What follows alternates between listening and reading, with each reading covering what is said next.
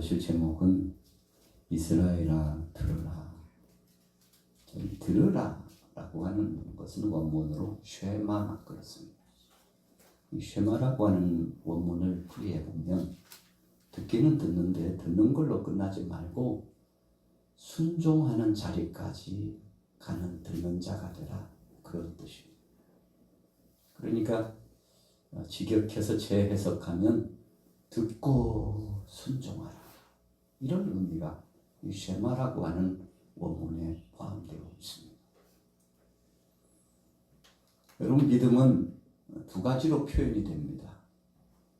우리가 보편적으로 믿는다 할 때 그 믿음은 인정하는 거죠. 인정하는데 고개만 끄덕거리고 이 머리로서만 그냥 인지하는 정도로가 아니고, 믿는다고 하는 것은 마음으로, 이 마음이 뜨거운, 마치 열정적인 역사에 영향력을 받아가지고 우리가 겉이 따뜻하면 속까지 뜨거운 것처럼 하나님의 말씀을 받았는데 뭉클한 거예요. 여러분, 이것이 믿음입니다.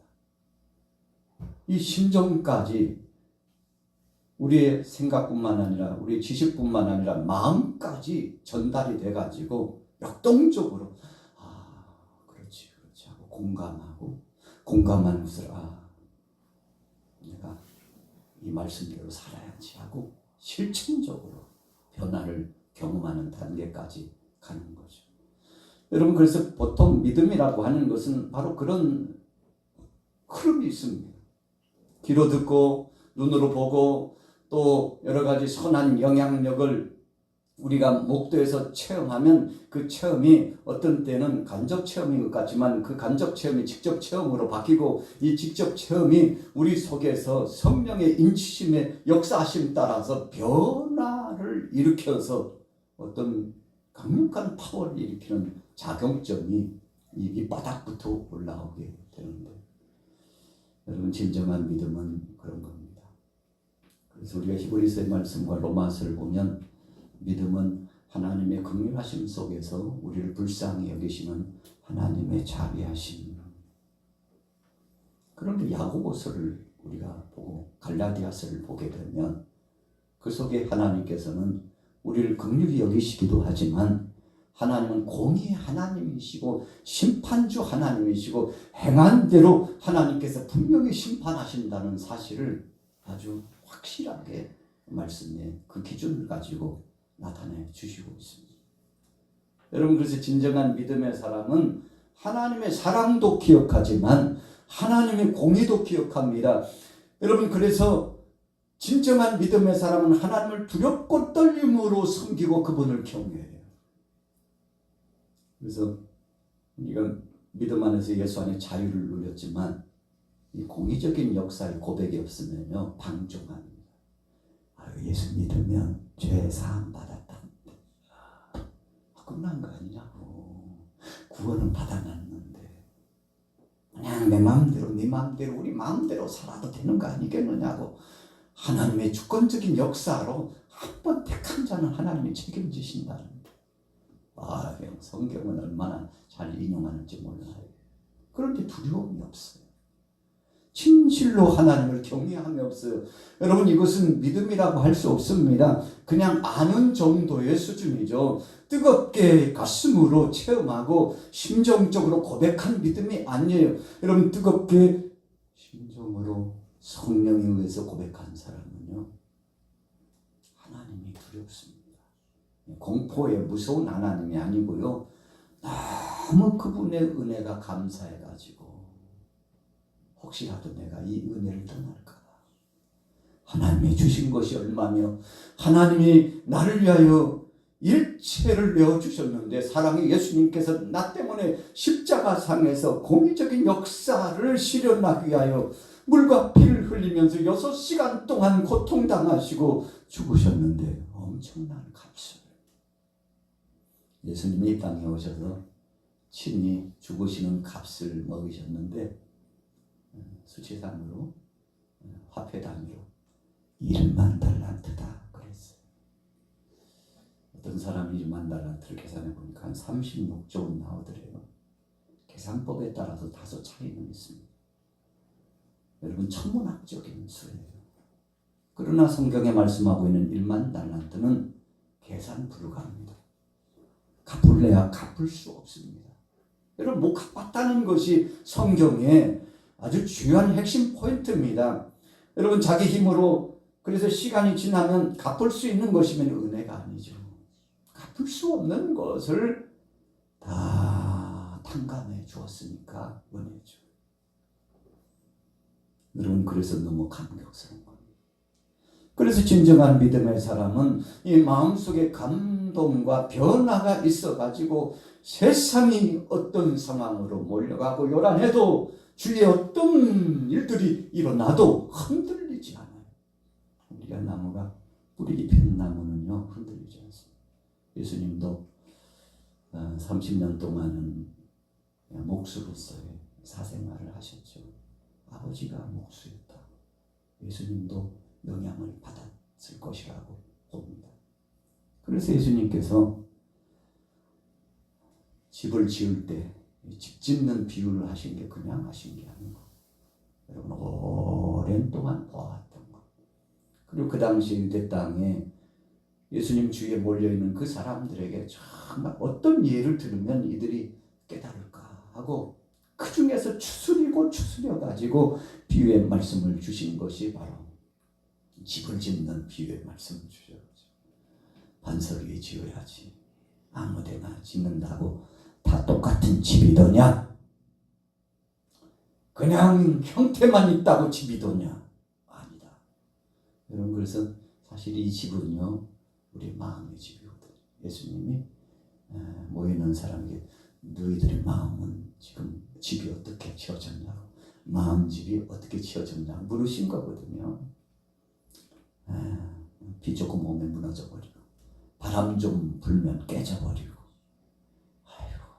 좀 힘들다고 넘어지고 못 살겠다고 넘어지고 누구 때문에 넘어지고 이렇다고 저렇다고 이웃대면서 계속 핑계대고 여러분 집을 잘못 지어서 그러죠. 예수님이 주시고자 하는 결론은 그거였습니다. 집을 짓는데 기초가 뭐냐? 기초가 뭐라고 그랬죠? 반석이라고 그랬어요. 그런데 영적으로 보면 반석은 누구셔요? 예수님. 그러니까 결론을 말씀드리면 예수님께서 이 집을 짓는 그것도 튼튼한 집을 지어야 된다고 비유 말씀을 주시면서 예를 들으신 것은 너희 마음속에 내가 있느냐 그런 뜻이에요. 진짜 네 마음속에 내가 있나? 나에 대한 가치 기준을 어느 정도 생각하고 있느냐? 정말 내가 짓고 맞니? 다 버리고 내려놔도 나만큼은 붙잡고 세상의 어떤 상황 속에서도 바로 예수 그리스도 그분 한 분 모시고 있으면 감격스럽고 감사하고 은혜가 넘치고 세상에 전부를 얻은 것보다도 더 상이한 놀라운 은혜라고 고백할 줄 아느냐? 예수님 그 말씀을 사랑하는 제자들과 주위 사람들에게 하신 겁니다. 정말 반석이냐? 하나님의 말씀이냐? 예수 그리스도냐? 그리스도가 그 속에 있느냐? 그러면 잘 지을 집이고 비가 오고 창수가 나고 여러분 세상에서 온갖 환난과 풍파를 의미하는 거죠. 어떤 환난과 어떤 풍파가 몰려와도 쓰러지지 않는다. 예수님 제자 가운데 가장 오래 산 제자가 요한 사도죠. 80이 넘고 90을 바라고 아주 장수했다는 소문이 자자한데 그가 하나님 앞에 부름받기 전에 수제자 하나를 만들었어요. 예수님도 12제자, 70인 제자, 500여 제자 오늘 저와 여러분들도 제자 성삼위 하나님께서 제자를 불러주셨는데 폴리캅이라고 제자를 예수님이 자기를 제자 삼아주고 양육한 거죠. 그런데 로마의 이 압권이 저는 뭐 폴리캅 때문에 못 해먹겠다. 한때는 바울 때문에 못 해먹겠다. 그 직전에는 예수 때문에 못 해먹겠다. 폴리캅을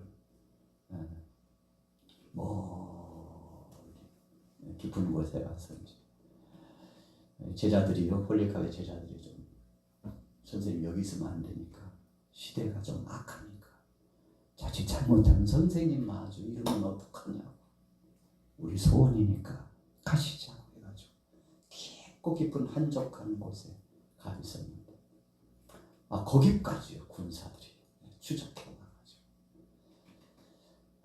그냥 온 것이 아니라 사랑하는 교우 성도들 가운데 우리 선생님이 어디 있는지 제가 말하겠다고,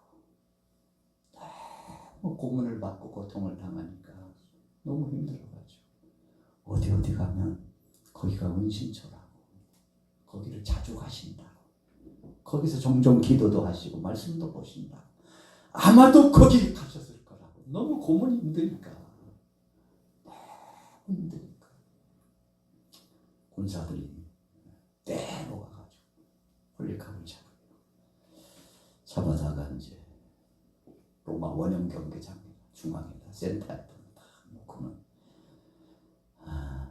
장작 동이를 갖다 쌓아놓고 화형시키려고. 그래서 이제 힘 있는 로마의 권력자가 묻습니다. 폴리카, 우리 황제를 주님이라고 한 번만 불러. 두 번도 아니, 한 번만 주라고 부르라고. 당신같이 영향력 있는 사람이 우리 황제를 주라고 불러주네. 정치적으로는 내 일지도 쓰고 내가 당신 그냥 평생 걱정 없이 살도록 해줄 테니까 한 번만 당신이 믿는 예수가 주라고 하지 말고 우리 로마 황제가 주라고 이야기하라고. 그랬더니 폴리카시 이렇게 고백합니다. 무슨 소리예요? 내가 믿고 내가 앙망하고 나와 동행했던 그분, 나를 위하여 십자가상에 못 박혀 죽으신 그분은 지금까지 한 번도 내 곁을 떠난 적이 없고 나와 함께 하시는데, 이 속에 성령으로 지금도 함께하고 계신데, 만왕의 왕 되신 그분이 이 속에 계시는데 무슨 소리냐고. 한 번도 나를 버리지 않고 나와 함께 하신 그분을 내가 주가 아니고 황제가 주라고 할 수는 없다고. 나를 그냥 죽이라고, 영광스럽게 이렇게 죽는 것이 내게는 복이라. 그렇게 해서 유혹을 뿌리치고요, 화형을 당한. 근데 불을 지폈는데 불은 타는데 이 불이 이 폴리카의 몸을 에워싸고 태워야 되는데 냄새가 나는데 사람 타는 냄새가 아니라 불은 활활 타는데 폴리카는 여전히 그 자리에 있고, 왜 이렇게 달콤하고 향기로운 냄새가 막 풍겨오는지 사람들이 깜짝 놀라가지고 군사를 시켜가지고 저놈이 창으로 찌르라고 막 피가 터져 나오는데, 그가 피가 터져 나오면서 활활 타던 불을 껐대요. 여러분, 역사적인 사료에 나오는 이야기입니다. 성경에는 안 나오지만, 그래서 마지막에 순교의 제물이 되고 부름을 받았는데, 이 폴리카의 수제자급에 속했던 이레니우스, 그가 고백하면서 자기 스승이 그렇게 하나님 앞에 부름받아갔다는 이야기들을 정리해 놓은 이야기입니다. 여러분, 믿음이라고 하는 것은 그런 겁니다. 어떤 상황 속에서든 변치 않는 것이 믿음입니다. 오늘 신명기 6장 1절에서 바로 9절까지 주신 말씀 속에 이스라엘아 들으라 라고 하신 이 말씀은 내가 바로 천지 만물을 창조하신 하나님이요, 내 백성을 내가 끝까지 책임지고 어떤 환난과 풍파 속에서도 광야에서도 이제 40여 년 동안 함께 했던 것처럼 앞으로 후세대들이 그 어떤 상황 속에 있든지 간에 바로 내 백성들을 내가 책임지라. 내가 책임지라. 그러니 너희들이 그것을 믿느냐. 이제 약속의 땅 가나안 땅에 들어가면 거기서도 내가 책임질 터이니 너뿐만 아니라 너희 자녀들에게도 전능하신 하나님께서 여기까지 인도하셨고, 여호수아가 요단강을 건너고 나서 마무리 작업 하나를 하죠. 무슨 작업을 했죠? 12돌을 취해가지고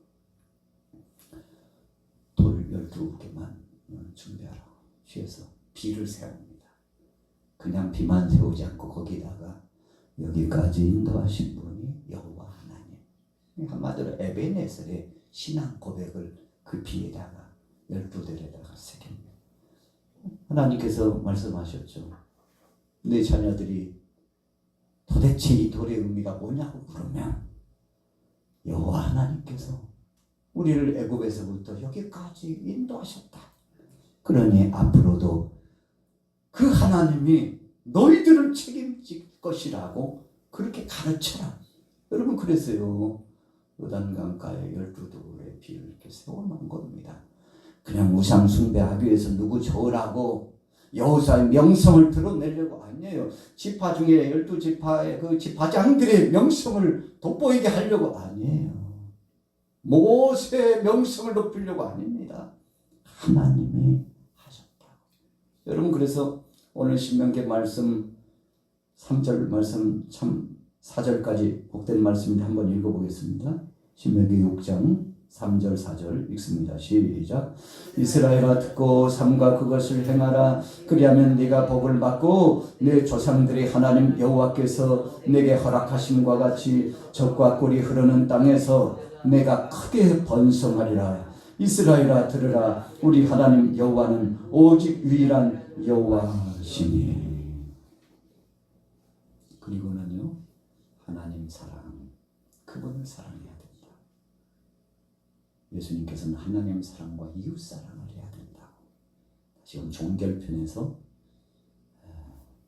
하나님의 뜻을 나타내 주셨죠.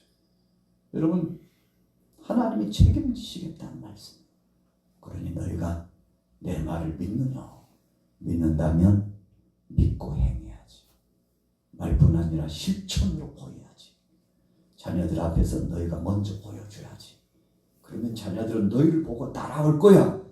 그러니까 그렇게 보여줄 수 있을 만한 믿음이 너에게 있느냐. 이런 선언입니다. 참 어렵잖아요.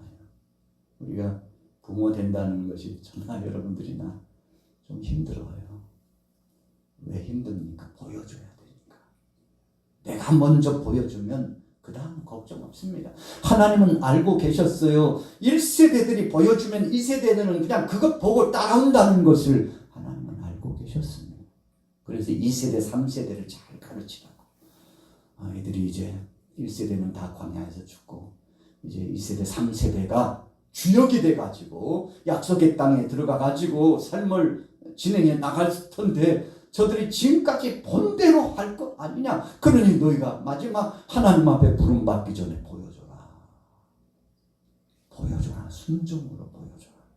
들은 대로 순종으로 보여주고 실천으로 보여주면 그 다음에 저들이 아니 듣는 것 같지만 아니 보는 것 같지만 그저 세계의 경력기처럼 느끼는 것 같지만 아니라는 겁니다.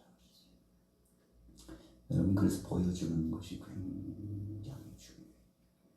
저와 여러분들은 뭘 보여주고 있나요? 우리의 사명은요, 그냥 보여주고 주님 앞에 가는 겁니다. 그 다음은 성령님이 알아서 하셔요. 그래서 2세대, 3세대 여호수아와 갈렙이요, 믿음으로 역사하고 실행하고 실천을 보여주니까 후세대들이요 다 살아났잖아요. 새순 돋듯이 새싹 돋듯이 다 살아났잖아요. 여러분, 여호수아가 한 거 아닙니다. 모세가 한 거 아니에요. 그 모든 것들을 감찰하시는 하나님이 성령을 급파하셔서 각 사람 마음속에 감동을 주고 변화를 경험하게 해주신 줄로 믿습니다. 여러분, 그래서 너무 쉬워요. 저나 여러분들이 하려면 어렵습니다. 진짜 어렵습니다. 자녀들이 어렵습니다. 저도 목회자인데요. 진짜 하나님 앞에 그래요. 하나님 너무 힘들다고. 하나님 너무 힘들어요. 그러나 하나님이 마음속에 확정을 주십니다. 야, 너도 힘들지만 나도 힘들다는 말. 인내하고 있으려니까 나도 힘들다. 하나님께서 긍휼히 여기시고 지금도 문 열어놓고 기다리고 계시는데, 그래서 우리는 그냥 보여주고 살다가 주님 앞에 가면 그 다음 우리 자녀들 손주들은 하나님이 책임져 주실 줄로 믿습니다. 아이고 아무것도 아닌 것 같은데 거기서 새순이 났다니까요. 이사야 선지자가 그거 깨달았잖아요. 밤나무 상수리 나무가 다 배임을 당했는데 뭐만 남았어요? 그루터기 하나 남았다. 이사야가 깊은 마음 골똘히 그루터기를 바라보고 있는데 거기서 새순이 쏙 올라오는 것을, 아이고 하나님 송구합니다요. 하나님 제가 하려고 했는데 내가 하는 것이 아니고 하나님의 힘이 역사하고 계셨네요. 바로 이 땅의 유다 백성들이 앞으로 이렇게 될 것을 미리 보여주셨으니 주여 새순을 허락하심을 감사합니다. 사실 영적으로 이 새순은 예수 그리스도거든요. 야, 안 된다고 하지 마. 예수가 한다. 그리스도가 한다. 네가 하는 것이 아니고 너는 전하기만 하면, 그냥 보여주기만 하면 그 다음은 성삼위 하나님이 역사하시고. 그래서 예수님께서 2000년 전에 이 땅에 오셔가지고 몸머리 피운요 다 내주신 거죠. 지금은 성령의 시대라고 보혜사 성령님께서 충만히 역사하셔가지고 주님 다시 재림하실 때까지 교회를 책임지고 오늘 저와 여러분들 책임지는데, 여러분 그래서 너무 감사하죠. 그분이 하실 줄로 믿습니다. 어떤 사람을 통해서요 잘 듣고 그것을 믿음으로 받아서 아멘 하고 순종하고 가다 보면 10명의 한센병자가 예수님 말씀 순종하고 제사장에게 가다가 어떻게 됐어요? 가다가 고침을 받은 거죠. 여러분 우리도 마찬가지입니다. 그냥 그렇게 하다가 기적을 체험하고 그냥 끝까지 주님 오실 때까지 했는데, 여러분 어쩌면 우리는 안 죽을지도 몰라요. 우리 죽기 전에 누구 오시면? 예수님 오시면. 저는 가끔 그런 생각이 들더라고. 무슨 소리야, 나는 안 죽을지도 몰라. 죽으면 부활이고 안 죽고 주님 오시면 즉시 변화체가 되어서 주님을 만나 뵀는데 예수님이 그러셨더라고요. 야, 네가 먼저 아니야. 너보다 먼저 죽은 자가 먼저다. 할렐루야. 성경이 분명히 말씀했어요. 먼저 죽은 자들이 일어난다.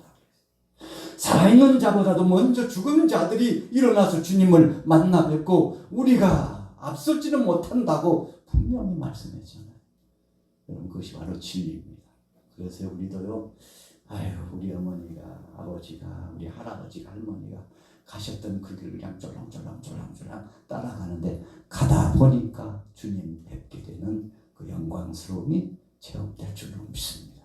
오늘 저녁에 기도하실 때 이 믿음 품고서 기도하면 주께서 응답하여 주실 줄로 믿습니다.